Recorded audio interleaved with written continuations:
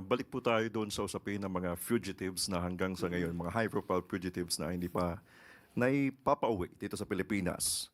Sabi ni Representative Toby Tiangco, mismo daw ang NBI ang umamin na hanggang ngayon wala pang red notice. Kumbaga, ang quote and unquote na sinabi niya, it is sad because the NBI itself admitted they have yet to receive an answer from Interpol for their request for a red notice. Sigurado po ba tayo natutugon po ang Interpol sa hinihiling nating tulong sa pagpapabalik sa Pilipinas kay Zaldico? Yes, Christian, maliwanag yung tanong mo.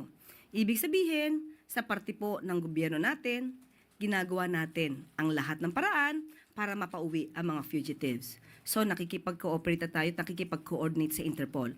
We are just awaiting the response from the Interpol. So tayo naman ay naging maganda rin naman na kapartner ng Interpol at alam po natin na Interpol ay ginagawa din nila ang kanilang mandato. So makakaasa po tayo at na mapapauwi ang mga fugitive dito. How do we see yung suggestion po niya ni Representative Toby Tiangco na magpadala yung NBI ng isang high-level team sa Interpol para mapabilis yung pagbigay nila ng response? Iyan na lang po ay ibibigay ko ang katanungan na yan sa DILG.